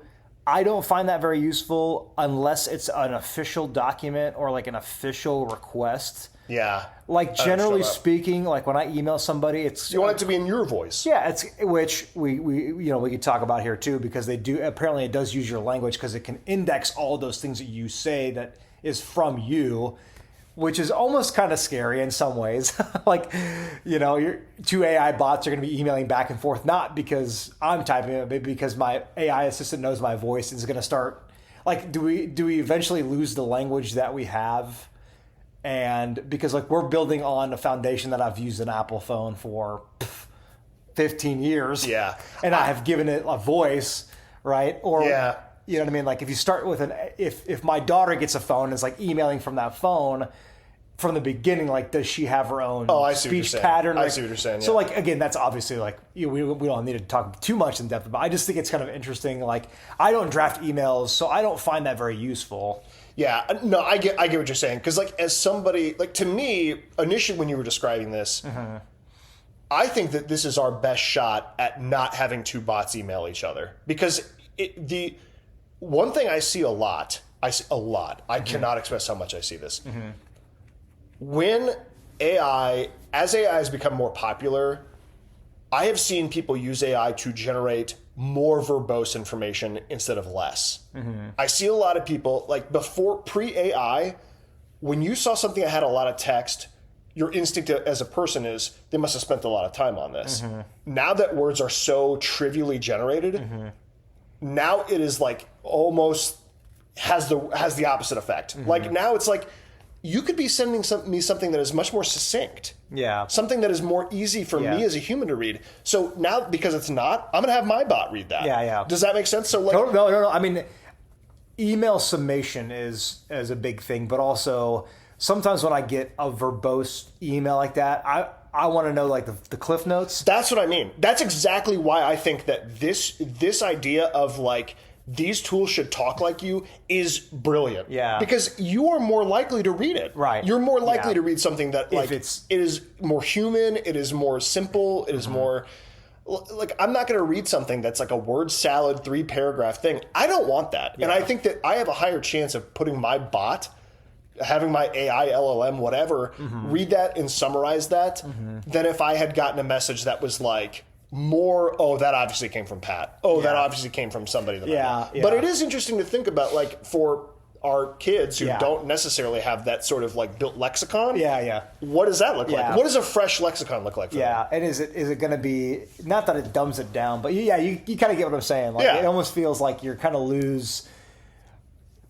And I think we grew up in such a neat time because and anybody else recently, because, like, technology has changed so much between, like, when I was born until now. Like, I would have never thought this would be what life looked like. I mean, again, I thought there'd be hovering cars and flying cars. But we don't have that, but we have got like these chat bots that, hopefully can help our day-to-day.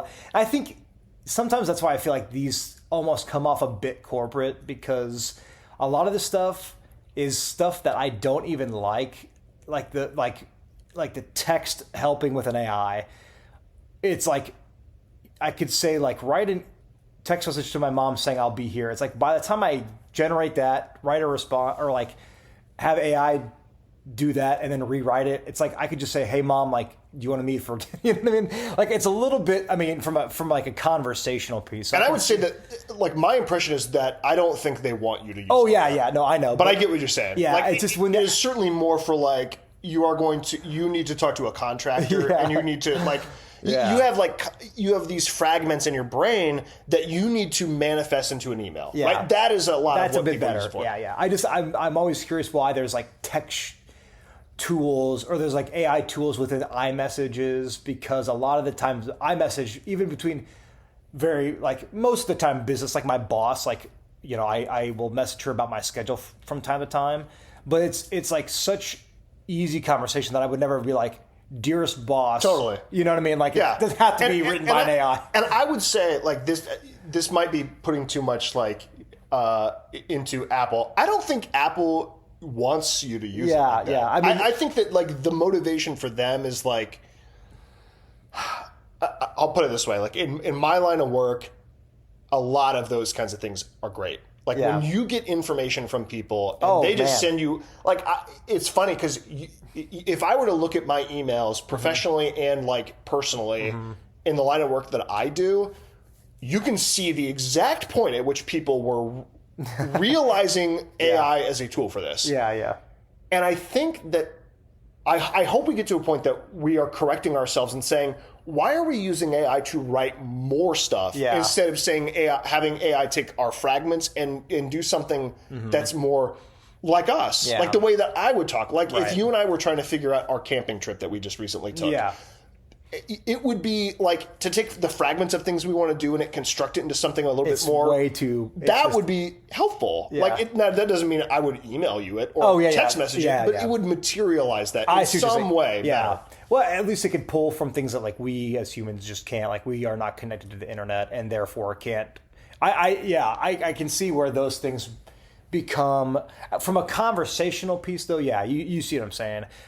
I will say in kind of like a good tie-in would be, I would love to see dictation work almost like how I think out loud, because when I dictate, which like I use like in the car, like I'm like send a message, and I think like you can hear me say like a lot or I don't necessarily want that to be in the conversation that I send. Yeah. I've recently used a lot of, a specific one, I won't mention the name, but it's like a dictation software that utilizes AI. Yeah. And so it's very much contextually aware of like a period, a question mark, based on like how I'm sure based on my voice, like how I inflict my voice, what is at the beginning of the sentence, like if it's a what, but I would love to see me being like, click the dictation button and say, hey, I'm going to be at the store at 6 o'clock. Oh, never mind.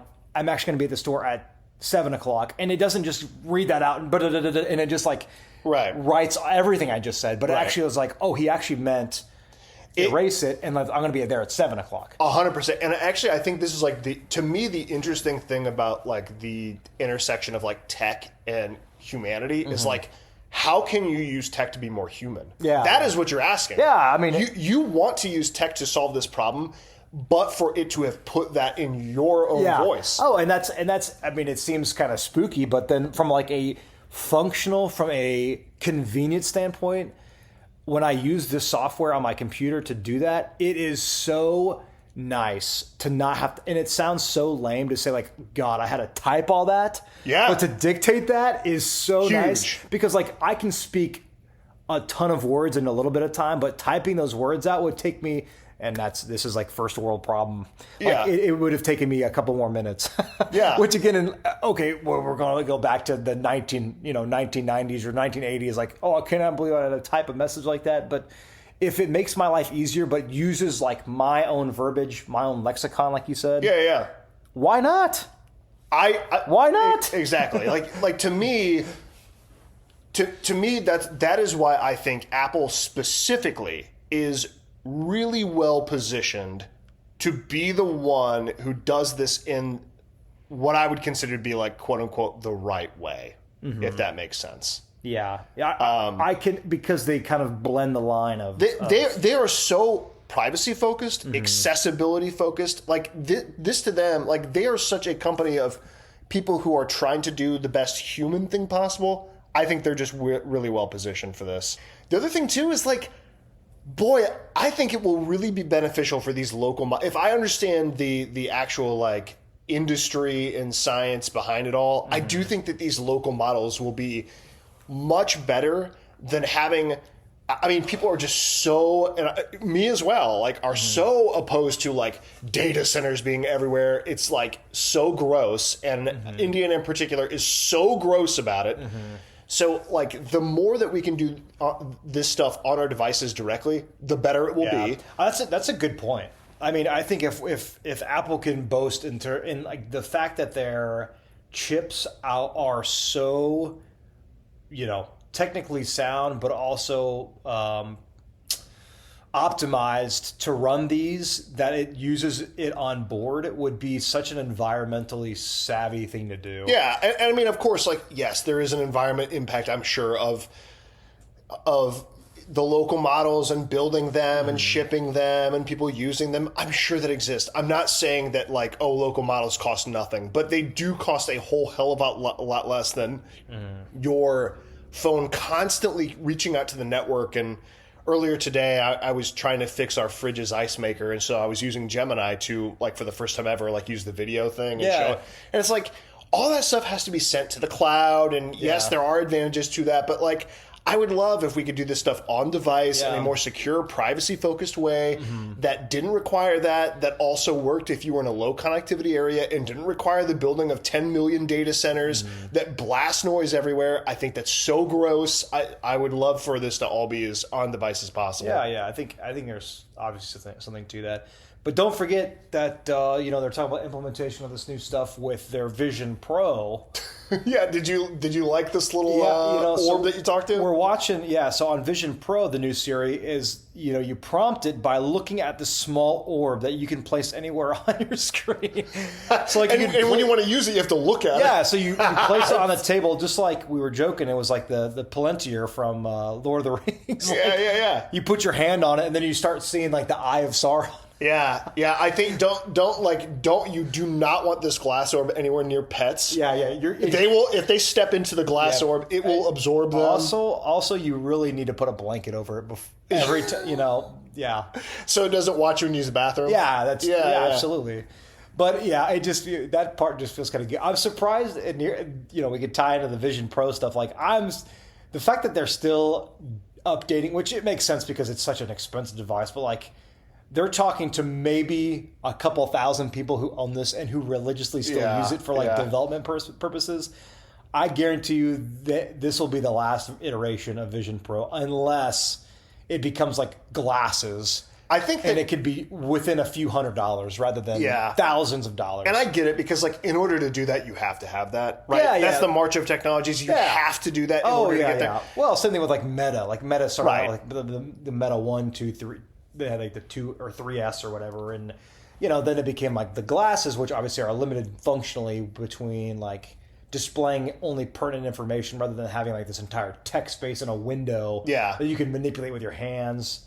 But it really is like either commit to it, like this is an important product for you, or move on. Yeah. But so I am glad, like as funny as it is, and you're right, like as few people as this is actually targeted for, it's like, it has to be represented there. Yeah. If it's not, then what the hell are you doing? Then just get rid of it. Yeah, to me, they have to mention it because it's to justify the purchase of these people. And I will tout on Apple because we touted on them for bringing this new OS to iPhone 11 is pretty outstanding. Yeah. So why not bring it to the Vision and talk about it a little bit? That's fine. They showed it briefly, but the Siri app, I didn't recognize it as the Siri app originally because when, typically if you're using one of these chatbots, your conversations are in the sidebar and they're just like this. Yeah, like a list of. Yeah, a vertical list of like short summaries of what you've been talking about. But at first, I didn't know what it was because it's like this staggered sort of like what's that social media platform? Pinterest. It's like a Pinterest. Oh, it does. It's funny. It does look just like Pinterest. It does. Yeah, it's like this. Wasn't Google Keep like this, where it's like a staggered sort of list of things? I don't know if I actually can see. But anyway, needless to say, I just like. I think this is a really interesting way to lay out a bunch of conversations you've had in this Siri app, or in, I'm assuming, ostensibly any Siri conversations you've had at all. But I don't know. I mean, I don't think Apple is either, which is why they're doing this. I'm not convinced that the right way to do a chatbot is to have a vertical list of like poorly truncated conversation summaries. I don't know that I love that, so I'm glad they're trying something. I'm not sure that what they're doing is right either, but like, hey, more power to them. Like, give it a shot, I guess. Yeah. It's an easily correctable thing. Yeah. So.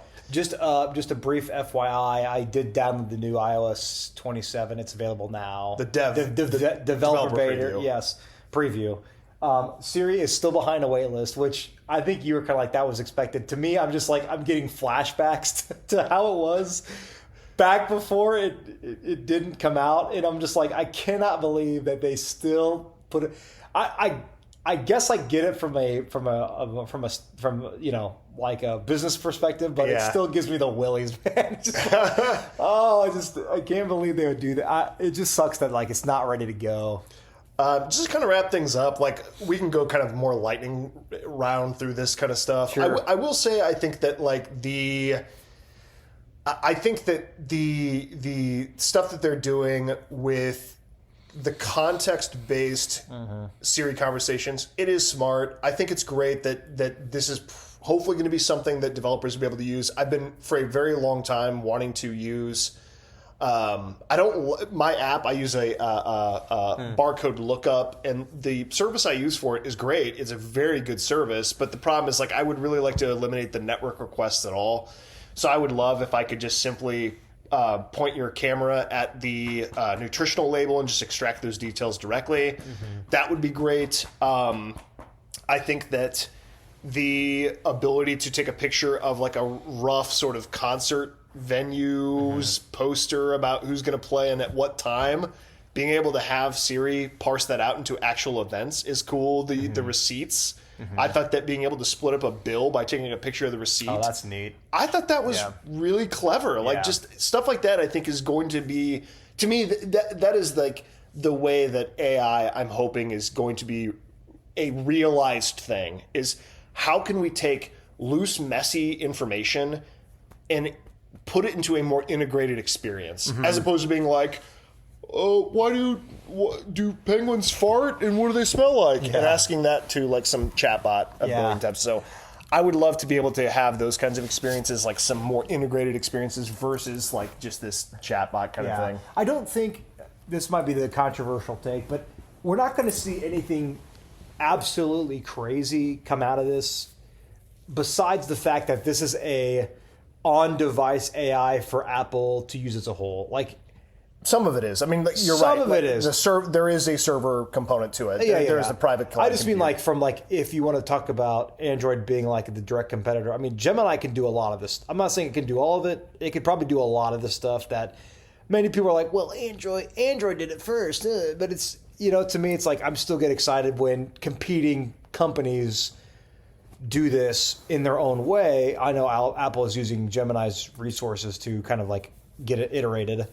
But I'm still curious to see like how much growth this could cause. I guess that's what I'm looking forward to. I'm not just looking forward to like, first of all, it's going to make my life easier.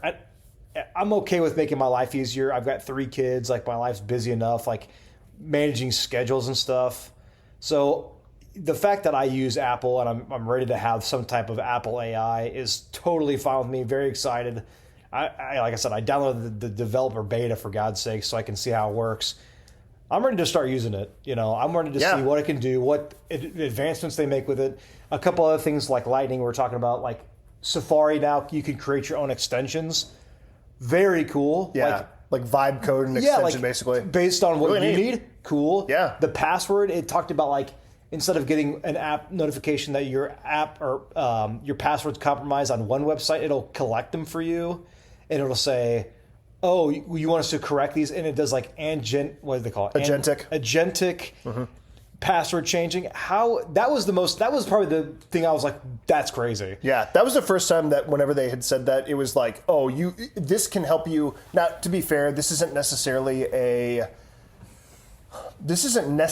Apple Intelligence thing, because to my understanding, the Password Consortium has been working, the Password group at Apple has been working with other password manager tools like Google, 1Password, and they have said, you know what, wouldn't it be better if we all worked together and we said, let's define a standard that if you do need to reset your password or change it for some reason, let's create some heuristics that we can all follow, these rules that we can all follow, so that these tools can do it. That will benefit everybody. Totally. And so that's great that you can just say, hey, go ahead and in the background make those changes for me. Because like there's nothing worse than having 10 compromised websites and you're like, ugh, I gotta sit down for the afternoon and do that. Yeah, the thing, and especially since standards of online safety change, maybe not so much anymore, but like the 2-factor authentication, like like pass keys are a big thing too. It's like if they could just do that and implement it through one click of a button that change all of Everybody would do it. Everybody, yeah, why not? Like, and why make it harder for consumers to want that to be the case? Like,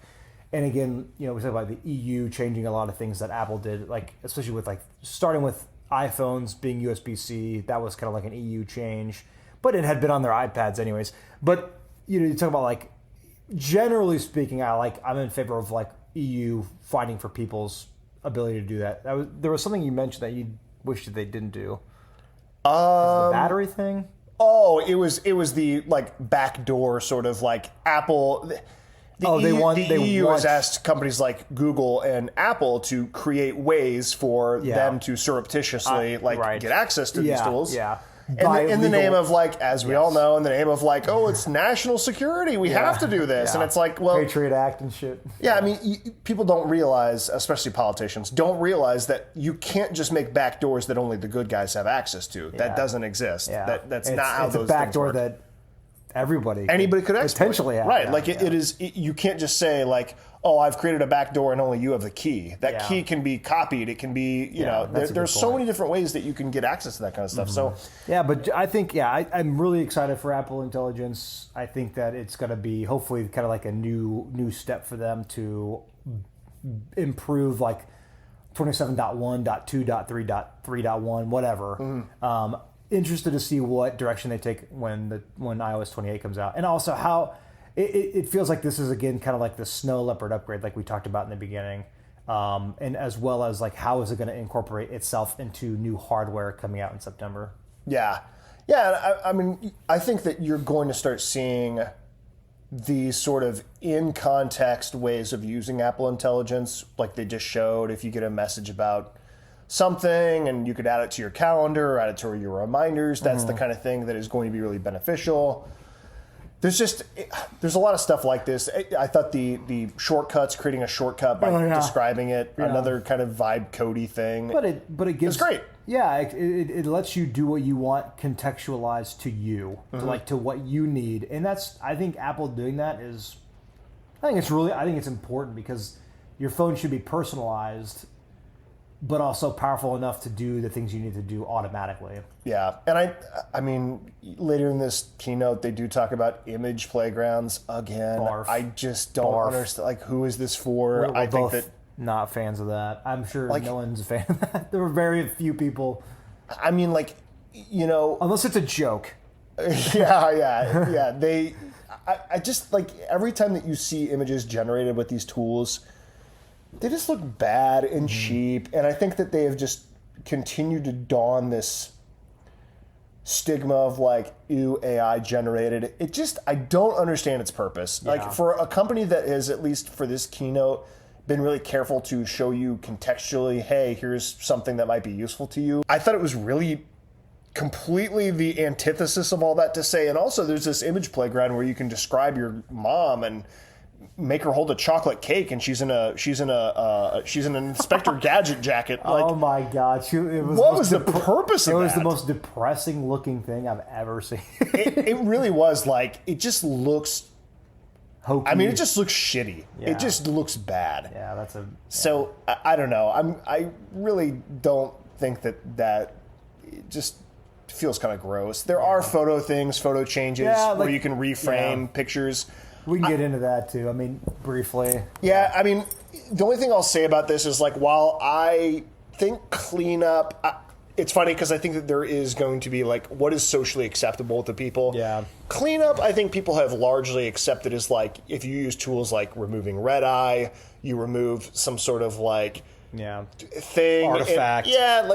People I think have been doing that for quite some time.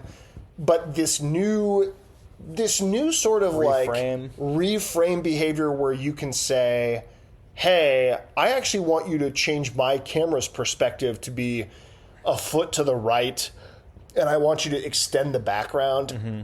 I'm curious how socially acceptable this type of thing will be, because it is like not quite as gross as just generating a picture by a long shot, but it's like, if this were a spectrum, it's kind of going more towards that for me. Yeah, I agree. I think, first of all, like, I'm not going to pretend like I'm a professional photographer. And people who typically are professional photographers don't use the iPhone camera to do it unless it's like, I'm going to be careful, but like, unless it's like a marketing thing, maybe a little bit like, we're using this Apple phone to see how great our professional pictures will be. Maybe, but like, so in that case, you're not really going to use, unless you like push those photos onto your Mac and then therefore edit those pictures. Sure. I think we were talking about reframing too. I think it almost like defines like what is acceptable socially, but also, are we reaching too much perfectionism? Like, are we just trying to be too perfect? Like, where this picture can't have this blur in it, or we need to like change the depth on it. You know, it just feels a little. Yeah. It feels a little bit like we're crossing some boundaries. You know, and and we were talking about it as well. And you mentioned initially that the technology behind it is pretty cool. Like, it uses like the depth effect. It almost like, you know, it pulls what's in the foreground, what's in the midground to the background, creates like a perspective change, but then it allows you to change the angle of the camera. And then when you do that, generative AI will also fill in like part of the picture that you can't see. Right. That didn't exist in the source. Based around the background and all the stuff that I'd mentioned before. And I think like, I mean, it is cool from the technology perspective again. Like, it builds upon years and years of like what Apple has been doing, like portrait mode and LiDAR and using spatial, the spatial feature they have on pictures. It's cool to see that manifest into something like this. I think for me, I think about like disclosure. Like, do you need to, like, let's say you were making a video game. Do you need to disclose that you were using AI to determine how to maybe fix a particular programming bug? Maybe not. Yeah. It's kind of, I can see why you may not need to do that. What about if you used AI to just generate models or assets for you? Probably. Okay, well, what if you used AI to reframe a picture and you're submitting it somewhere? Do you need to disclose that? Yeah. Like, this kind of stuff is where I think things are like... Yeah. It's like, when people say that, I don't know what art is, but I know it when I see it. It's kind of like that, where it's like, it is maybe not as gross as being like, generate me a photo of this sort of experience. It's still a sort of lived experience, but a sizable portion isn't. I don't know. I don't know how I feel about it. Yeah, I think we're going to find that these things will be legislated against or for or whatever. I mean, certainly in the commercial world, for sure. Yeah, I think generally speaking, many generated, I would say, if not most of any AI generated image is usually frowned upon. I just think depending on its context, but I would say most of the time. Like, I'm just trying to think of like, how would I feel if one of our family members took a picture of the kids and used this reframe thing and sent it? Would there be part of me that's like, oh, cool picture, but then like, this is like kind of like not totally real? Well, that's what I mean. Is like, it's part of it. Like, the camera collects something that was a lived experience from your perspective at that time. Literally, that's what a camera does. Like, it captures the light of that moment, quite literally. But then, like, how far can we pretend that these experiences were lived this way? And I think of like influencers, and this is a whole conversation for maybe another video. But you talk about altering one's perspective to meet just like the needs of the many, where things look a bit different because you're trying to make it look like that. I mean, it really is like a Ship of Theseus thing. Like, how much of this is real after, because if you take a picture, you remove red eye. Yeah, I mean, I think people would mostly say that, like, and that's been around for a long time. You're correcting something, sure. Like, that feels like not an illegitimate use of that. If you are cropping it, like, oh, well, you weren't that close to that subject. Yeah, that seems fine to crop. Yeah. What about changing the saturation? Oh, that's that's a brighter area than I had remembered it being. Like, how far does this get before it's like not really the moment you were in? I don't know. I would be curious to know how Apple feels about this, how the world will feel about this in a year or two, about, does this need some sort of disclosure that was done? Because I think there's some things where it's like, yeah, maybe. I don't know. Yeah, maybe next year we'll be talking about that when they in the same way that they have those app nutritional labels, as they call them, where it's like, here's the data they collect on you, here's the, you know what I mean, like, they will collect analytics, or they can ask you for your contact information.